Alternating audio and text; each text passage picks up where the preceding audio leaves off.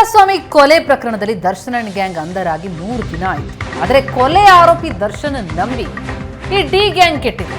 ಯಾಕಂದ್ರೆ ಹಣ ಇಲ್ಲದೆ ಆರೋಪಿಗಳ ಕುಟುಂಬಕ್ಕೆ ಆರ್ಥಿಕ ಸಂಕಷ್ಟ ಎದುರಾಗಿದೆ. ಬೇಲ್ ಶೂರಿಟಿಗೂ ಹಣ ಇಲ್ಲ, ಕುಟುಂಬಸ್ಥರು ಕಂಗಾಲಾಗಿದ್ದಾರೆ. 3 ಜನರಿಗೆ ಏನ್ ಬೇಲ್ ಸಿಕ್ಕಿತ್ತು, ಬೇಲ್ ಸಿಕ್ಕ 6 ದಿನ ಆಗಿದೆ, ಆದರೆ ಇನ್ನೂ ಬಿಡುಗಡೆಯ ಭಾಗ್ಯ ಇದೆ. ಕೋರ್ಟ್ ಜಾಮೀನು ಕೊಟ್ಟಿದೆ 3 ಆರೋಪಿಗಳಿಗೆ. ಆದರೆ ಕೇಶವಮೂರ್ತಿ, ಕಾರ್ತಿಕ್ ಮತ್ತು ನಿಖಿಲ್ ನಾಯಕ್ ಇವತ್ತು ಕೂಡ ರಿಲೀಸ್ ಆಗೋದು ಡೌಟು.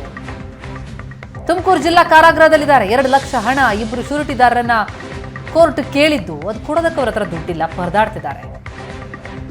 ಈ ಬಗ್ಗೆ ಡೀಟೇಲ್ಸ್ ಕೊಡ್ತಾರೆ ನಮ್ಮ ತುಮಕೂರು ಪ್ರತಿನಿಧಿ ಮಾಂತೇಶ್ ಸಂಪರ್ಕದಲ್ಲಿದ್ದಾರೆ. ಮಾಂತೇಶ್, ಎಂತ ಸಂದಿಗ್ಧ ಪರಿಸ್ಥಿತಿ ನೋಡಿ, ಯಾರು ಬೇಲ್ಗಾಗಿ ಹೋರಾಟ ನಡೆಸ್ತಾ ಇದ್ದಾರೆ. ದರ್ಶನ್ ಇನ್ನೂ ಬೇಲ್ ಸಿಕ್ಕಿಲ್ಲ, ಆದರೆ ಬೇಲ್ ಸಿಕ್ಕವರಿಗೆ ಹೊರಗೆ ಬರೋದಕ್ಕಾಗ್ತಿಲ್ಲ ಅಂತಂದ್ರೆ ಡಿ ಗ್ಯಾಂಗ್ ನಿಜಕ್ಕೂ ದರ್ಶನ್ ನಂಬಿ ಬಹಳ ಸಂಕಷ್ಟಕ್ಕೆ ಈಡಾದಂಗೆ ಕಂಡು ಬರ್ತಾ ಇದೆ. 3 ಆರೋಪಿಗಳ ಕಥೆ ಏನ್ ಡೀಟೇಲ್ಸ್ ಇದೆ?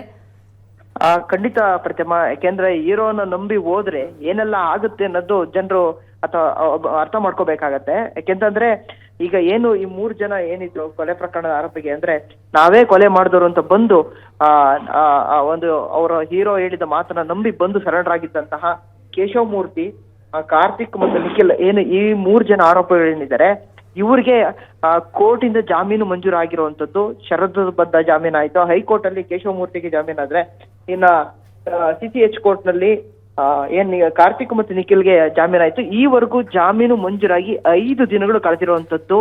ನಿನ್ನೆ ಸಂಜೆ ಏನು ಬಂದಿದ್ರೆ, ಜಾಮೀನು ಕಾಪಿ ಬಂದಿದ್ರೆ ತುಮಕೂರು ಜೈಲಿಂದ ಇವ್ರು ಬಿಡುಗಡೆ ಆಗ್ಬೇಕಾಯ್ತು. ಆದ್ರೆ ಇವ್ರು ಯಾರಿಗೂ ಕೂಡ ಈವರೆಗೂ ಜಾಮೀನು ಕೋರ್ಟ್ ಮಂಜೂರು ಮಾಡಿದ್ರು ಅದರ ಒಂದು ಪ್ರಕ್ರಿಯೆನ ಮುಗಿಸ್ಕೊಳ್ಳುವಂಥದ್ದು ಮತ್ತೆ ಅದಕ್ಕೆ ಬೇಕಾದಂತ ಬಾಂಡ್ ಶ್ಯೂರಿಟಿಗಳನ್ನ ಒದಗಿಸುವಂತದಕ್ಕೆ ಸಾಕಷ್ಟು ಪರದಾಡ್ತಿರೋಂಥದ್ದು ಅವ್ರ ಕುಟುಂಬಗಳಿಂದ ಕಂಡು ಬರ್ದಿರೋಂಥದ್ದು. ಹಾಗಾಗಿ ಏನು ಇಷ್ಟೆಲ್ಲ ತೊಂದರೆ ಇದ್ರು ಅವರು ಹೊರಗಡೆ ಬರ್ಲಿಕ್ಕೆ ಆಗ್ತಿಲ್ಲ, ಮತ್ತೆ ಯಾರು ಸಹಾಯಕ್ಕೆ ಬರ್ತಿಲ್ಲ ಅನ್ನೋ ಒಂದು ಮಾತಿರುವಂತದ್ದು. ಪ್ರತಿಮಾ, ಥ್ಯಾಂಕ್ ಯು ಮಾದೇಶ್ ತಮ್ಮ ಮಾಹಿತಿಗೆ.